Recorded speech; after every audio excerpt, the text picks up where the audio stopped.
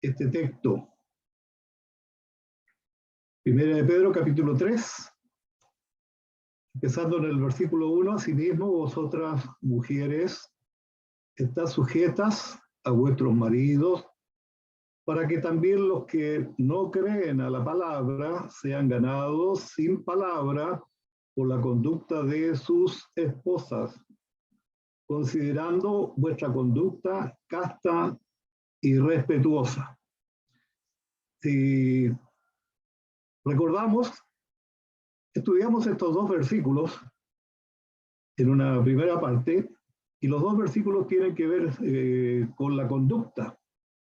Habla acerca de la conducta de la esposa, ¿ya? Bosquejamos este texto, y esos dos versículos tienen que ver con esa cualidad que debe ser mostrada en las esposas y en las mujeres en general, ¿ya? Versículo 1 y 2. Versículo 3, vuestro atavío no sea el externo de peinados ostentosos, de adornos de oro, de vestidos lujosos, sino el interno, el del corazón, en el incorruptible ornato de un espíritu afable y apacible, que es de grande estima delante de Dios. Versículos 3 y 4 también lo estudiamos. Y estos versículos hablan acerca del atavío, de la ropa, poniendo el énfasis, el apóstol Pedro, en que no debe ser lo externo lo que nos debe preocupar principalmente, lo que no significa que no. Pero él pone el énfasis en el adorno o en el atavío espiritual, que habla en el versículo 4 de un ornato de un espíritu amable y apacible, ¿ya?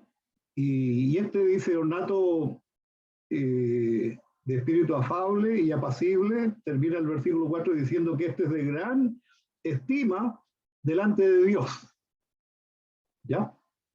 Y entonces llegamos al versículo 5 y al versículo 6, que son los versículos que vamos a estudiar o meditar por unos momentos hoy día.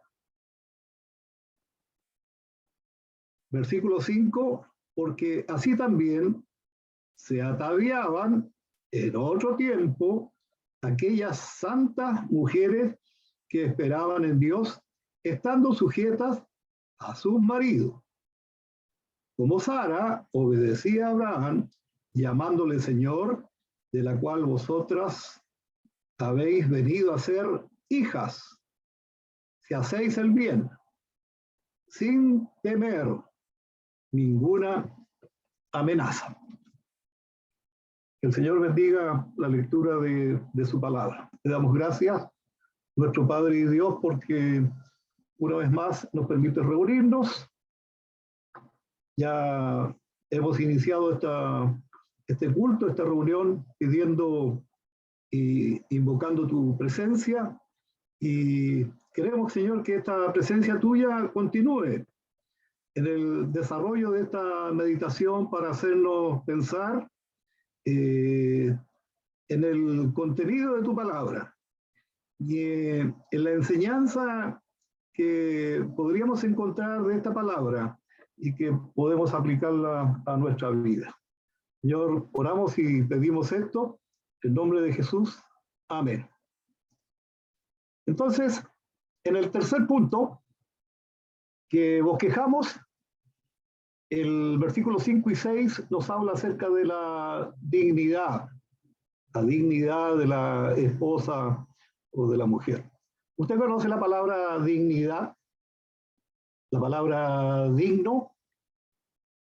Si yo pregunto, ¿usted me podría dar una definición acerca de lo que es la palabra dignidad o lo que significa la palabra dignidad o la palabra digno? Yo estoy mirando dos o tres diccionarios acerca de esta palabra. Es una palabra femenina y es muy difícil definirla. ¿ya? La palabra dignidad. Pero así como es difícil definirla, es muy importante esta palabra cuando la aplicamos a las personas. Y en este caso, como nos habla el apóstol Pedro, cuando aplicamos esta palabra dignidad a la mujer, en el caso de la mujer, en el caso de la esposa. Muchas veces nosotros hemos dicho, y como una forma de testimonio, y también lo hemos escuchado, que en nuestros hogares, nuestros progenitores, nuestros padres, nos enseñaron, nos educaron con valores, sean estos valores morales, sean estos principios espirituales, y que los recordamos muy bien, porque así fuimos enseñados. Y podríamos decir que una mujer es digna y debe sentirse así cuando mantiene, cuando preserva, cuando no olvida estos principios y estos valores que les inculcaron sus progenitores en el tiempo de su crianza. Son valores muy importantes que hacen digna a una persona. Una mujer es digna cuando vive su ser mujer. Ser mujer. Y estoy hablando en esto de ser mujer en el sentido de su feminidad corporal, femenina en lo corporal, pero también femenina en lo espiritual.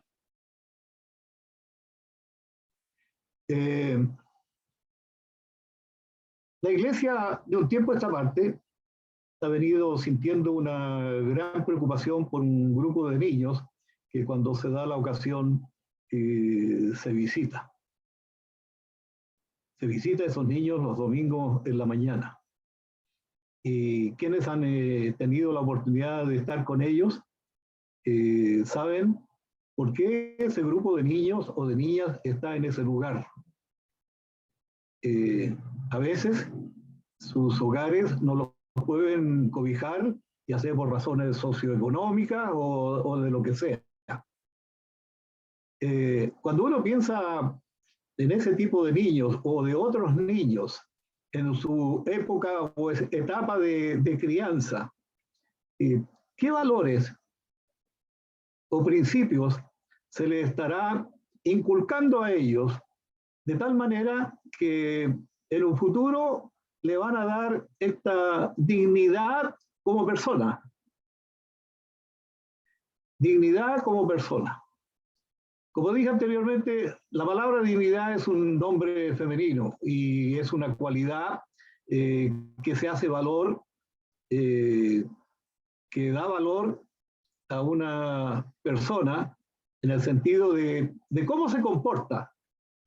Por supuesto que cuando hablamos de una persona digna, estamos hablando de una persona que se comporta con responsabilidad, se comporta con seriedad, se comporta con respeto, primero hacia sí mismo, segundo hacia los demás.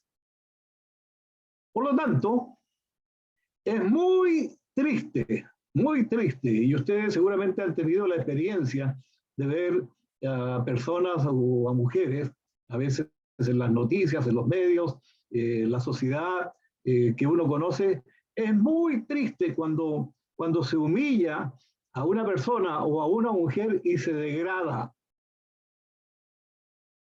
Es lo más terrible que puede haber, porque nosotros como cristianos hemos sido enseñados por la palabra y así lo creemos, que el hombre y la mujer hemos sido creados a imagen y semejanza de Dios para ser personas dignas, con responsabilidad, con respeto, ¿ya? Hacia uno, hacia los demás, y por supuesto, de esa manera también glorificamos en nombre de Dios. Así que la palabra digno, en síntesis, significa alguien que se hace merecedor o merecedora de algo, de respeto, de consideración y de compostura. Por eso es que es muy importante tomar en cuenta esta palabra en esta parte, en este tercer punto que hemos bosquejado de la enseñanza que nos quiere entregar la palabra de Dios. Para ilustrar estas normas de conducta, fíjense que el apóstol Pedro recurre a ejemplos tomados de la antigüedad.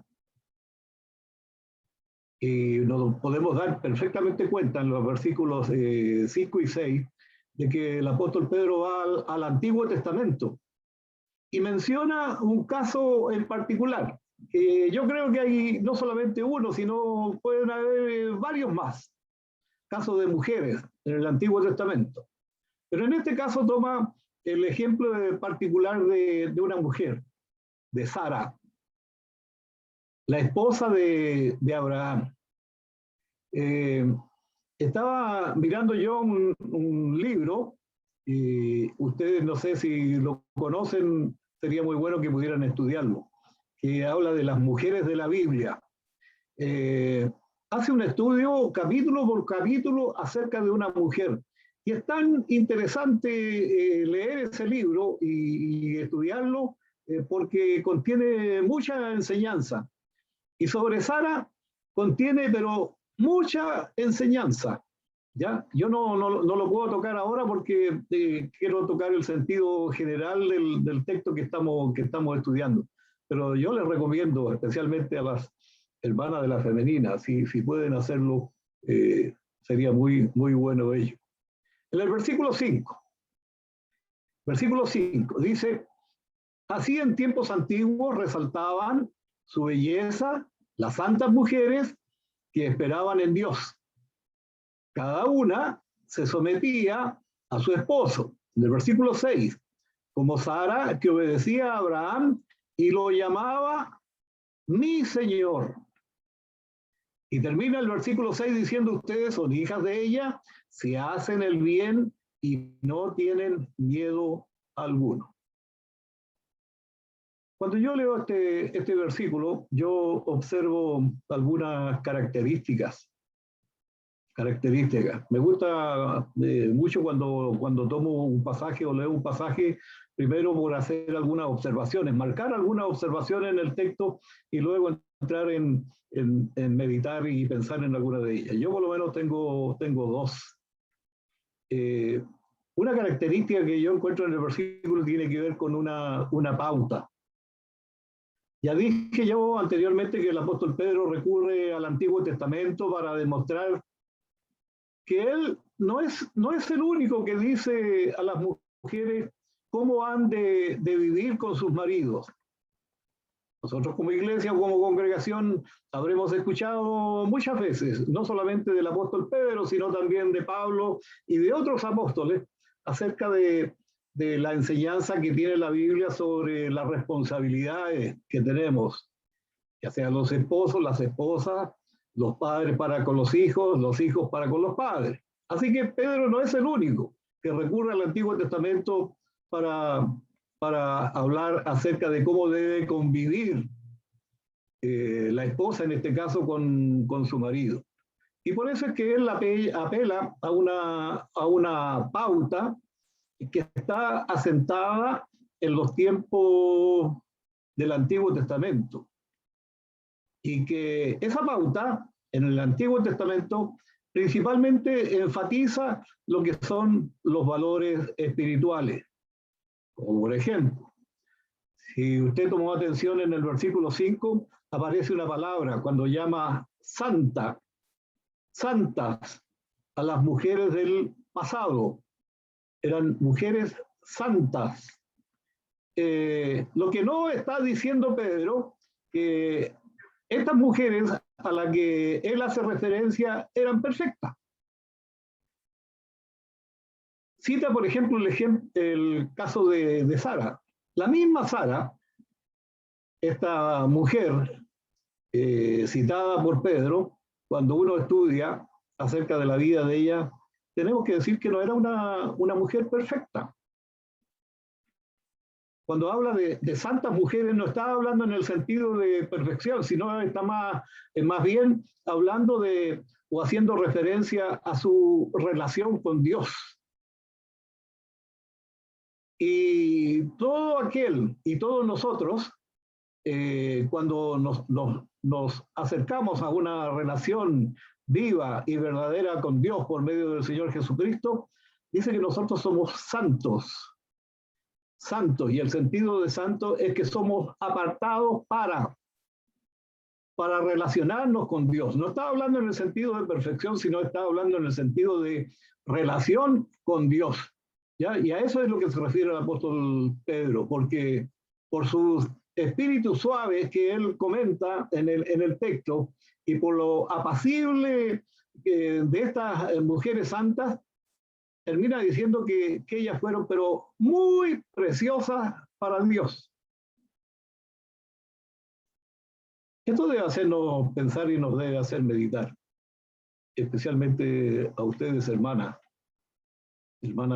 casada, en su relación con su marido. ¿Cómo puede una esposa, una mujer, ser preciosa para Dios si no pone en práctica lo que la enseñanza o la palabra de Dios nos entrega? Y entonces yo me pregunto sobre esta palabra santas mujeres. ¿Qué fue lo que hizo que estas mujeres fueran santas?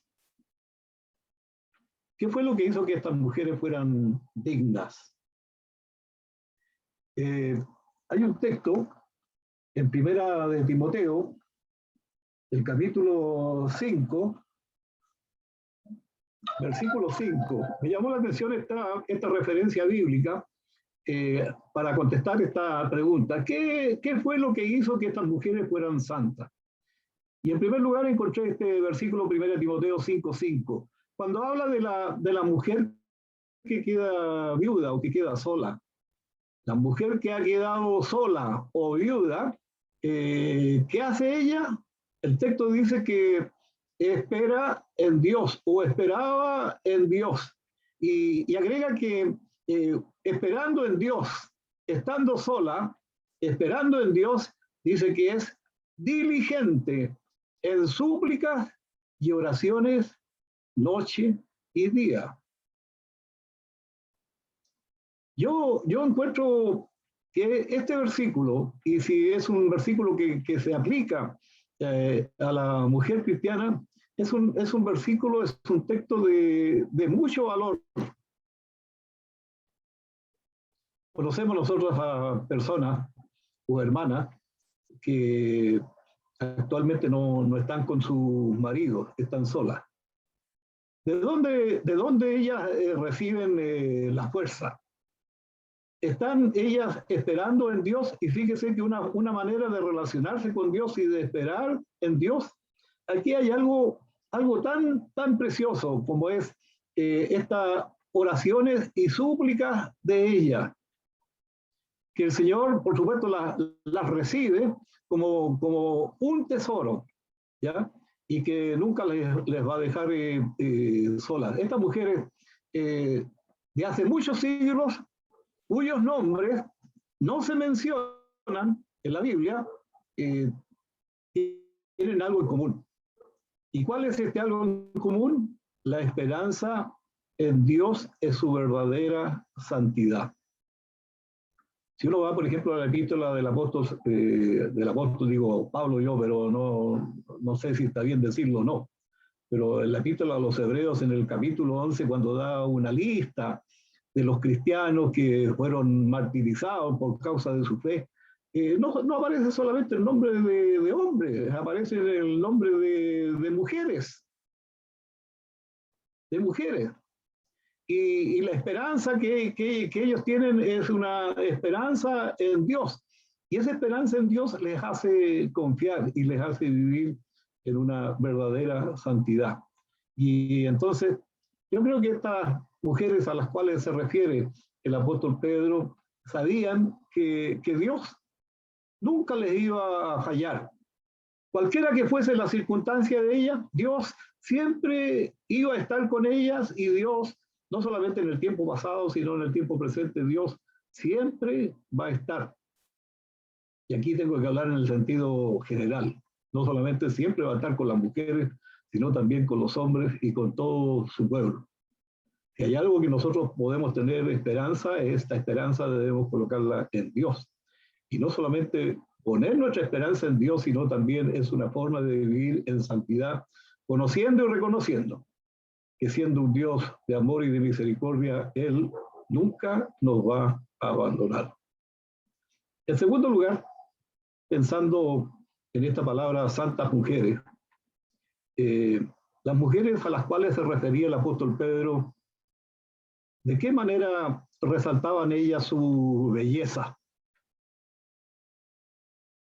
Ya lo dijimos y lo estudiamos en los versículos anteriores, no en el ornamento exterior, ¿ya? Sino que el apóstol Pedro pone el énfasis en el ornamento interno, y de ese ornamento interno es que Dios se agrada, y no significa que Dios no se agrada del ornamento externo, pero el apóstol pone el énfasis en este ornamento interno, o sea, cuando las mujeres cultivan las virtudes de la suavidad, de la serenidad. Y esa virtud de la suavidad y de la serenidad, Dios dice que la considera como algo, como un tesoro, como algo precioso, como algo que no tiene precio. Así ve Dios a estas mujeres. Y a lo largo del Antiguo Testamento, ellas iban estableciendo en alguna manera la pauta para una vida santa e invitaban a las generaciones subsiguientes a seguir el ejemplo. Y en tercer lugar, en relación con esta expresión que encontramos en el versículo, en tercer lugar, las esposas de la antigüedad, dice el texto, que cada una de ellas se sometía a su esposo. Cada una de ellas se sometía a su esposo. Y Pedro nos exhorta, y en este caso en particular, de este texto está exhortando a todas las lectoras, a todas las hermanas cristianas que tienen la oportunidad de leer esta epístola. A ella les exhorta en el versículo 5, la última parte, a las que esperan en Dios deben estar sujetas a su marido. ¿En qué basará el apóstol Pedro este consejo, esta exhortación que él da? Podríamos decir que lo basa en una costumbre de largo tiempo, de larga data. Yo creo que el apóstol Pedro sabía, y nosotros también sabemos, que las mujeres en la antigüedad demostraron sumisión con cualidades interiores, que gozaban del favor de Dios. Es muy importante tener presente y recordar eso. La última característica, o la otra característica yo encuentro en el texto, y con esto vamos a terminar, está en el versículo 6. Versículo 6.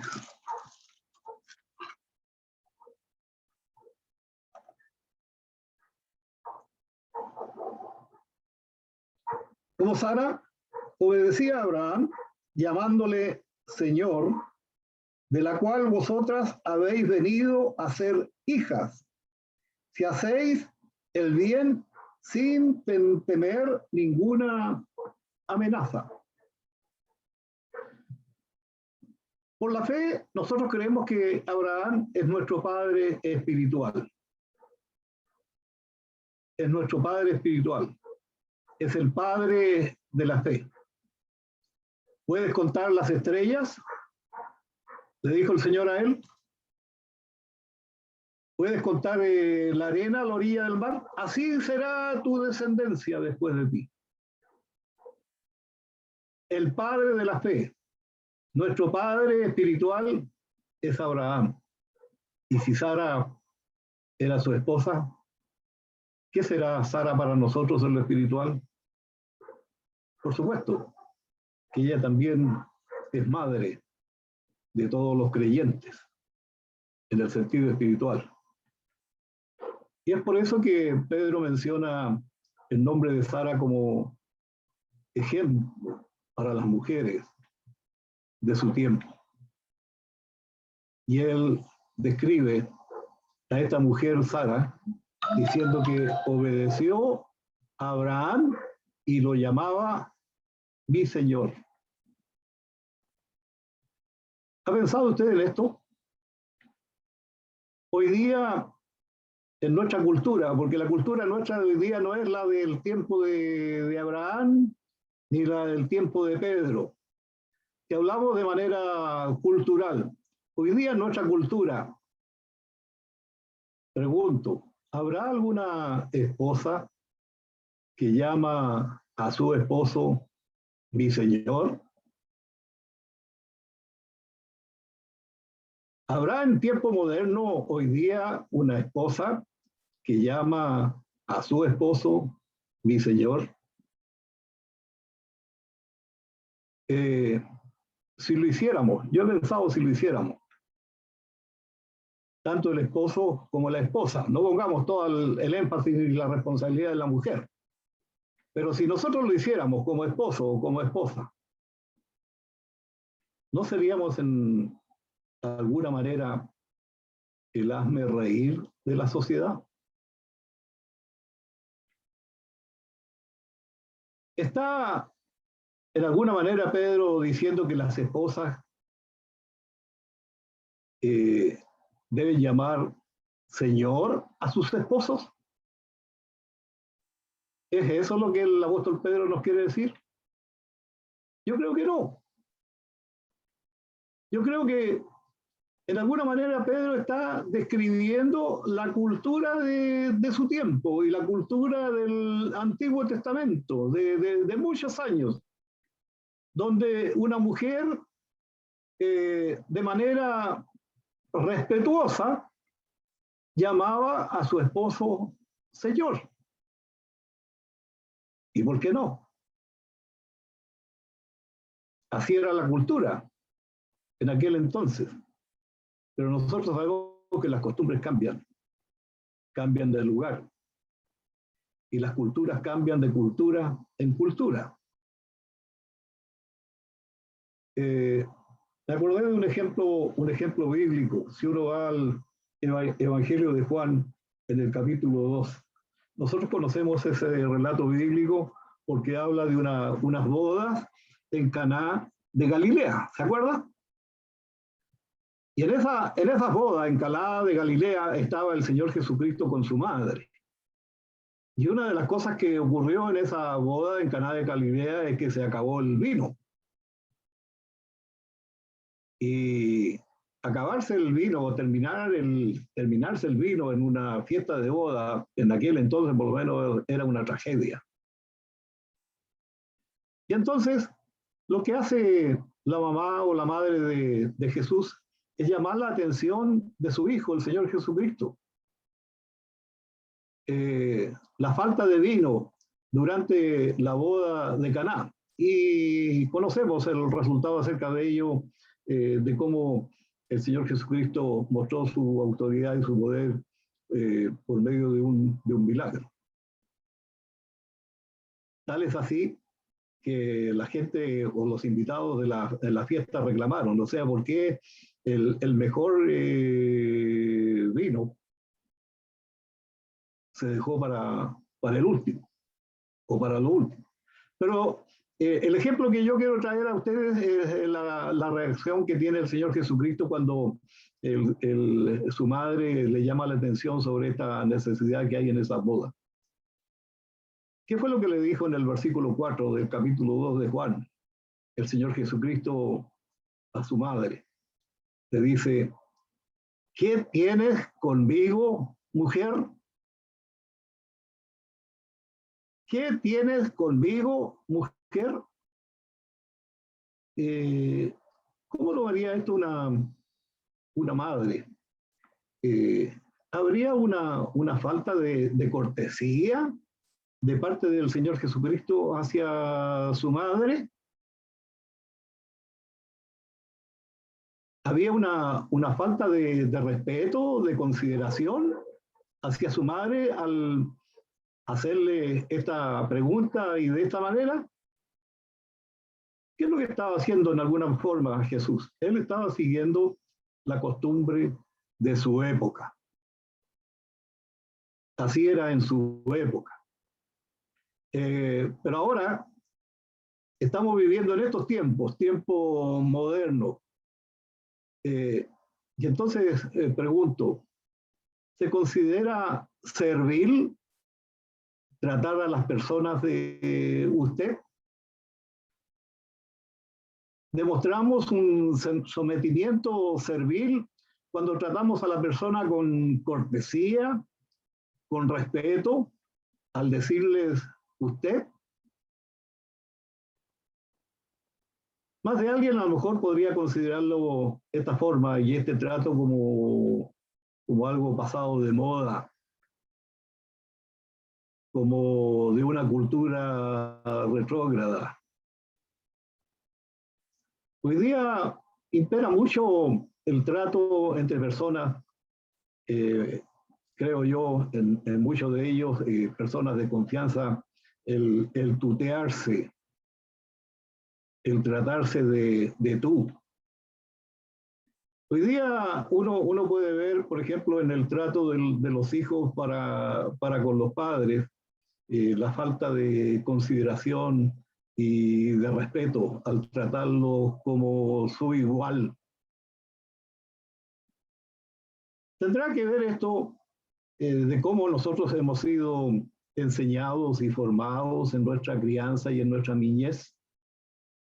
Si hemos sido formados, enseñados, instruidos con valores, con principios morales y espirituales. ¿Tiene que ver algo el que vivamos en tiempos modernos para hacer lo que hacemos? Yo creo que son cosas que encontramos en la escritura y que nos deben hacer pensar. Yo estoy claro que las esposas deben seguir el modo de dirigirse a sus esposos que es habitual en su propia cultura. Cada esposa o cada esposo tiene su forma de hablar o de dirigirse a su esposa y a lo mejor lo considera como propio de la cultura. Pero lo que uno no puede dejar de lado, y con esto concluyo, lo que nosotros no podemos dejar de lado es que hay que distinguir entre un principio y la aplicación del principio. Hay que distinguir entre un principio y la aplicación del principio. Y entonces, ¿cuál es el principio que hemos venido estudiando en todos estos versículos? ¿Cuál es el principio bíblico? No es el principio bíblico el que la esposa le debe sumisión o debe ser sumisa a su esposo. Yo creo que ese es el principio bíblico. Y de eso nos está hablando el apóstol Pedro. Y entonces, ¿cuál es la aplicación? La aplicación al principio bíblico, ¿cuál sería? Esta puede variar según el lugar, puede variar según la época, puede variar según la cultura. Dentro del marco de su propia cultura, Sara aplicó este principio y llamó Señor a Abraham. Y ella sabía que de esa manera no solamente estaba agradando a su esposo, sino mucho más estaba agradando a su Señor. A su Señor. Y entonces dejo con esto y vamos a seguir el próximo jueves. Y ojalá que, si usted ha tomado nota acerca de ello, nos sirva para volver a esas notas, volver a leer el texto y poder meditar acerca de este pasaje, que yo lo considero importante, como todos los pasajes que encontramos en la Escritura, en la palabra de Dios, pero también enseñanza práctica que nos da esta palabra por medio de este apóstol inspirado por el Espíritu Santo. Señor, venimos ante ti una vez más para darte gracias por esta preciosa oportunidad que tenemos como grupo, como hermanos, como congregación, de poder venir a tu palabra creyendo que esta palabra es viva y es verdadera. Y que en muchas ocasiones el Espíritu Santo la usa para llamar nuestra atención o también para suplir una necesidad de nosotros. Te damos gracias por nuestras hermanas en la congregación, en la iglesia. Te damos gracias porque en tu misericordia y amor tú les has llamado para que sean tus hijas. Te damos gracias porque tú le has instruido a ella en esta palabra fiel y verdadera. Y oramos y pedimos, Señor, para que tú suplas toda necesidad espiritual que pueda haber en ellas, para que de esa manera, como iglesia y como cuerpo tuyo, nosotros podamos honrar y podamos glorificar tu nombre. Oramos y pedimos esto en el nombre de Jesús. Amén.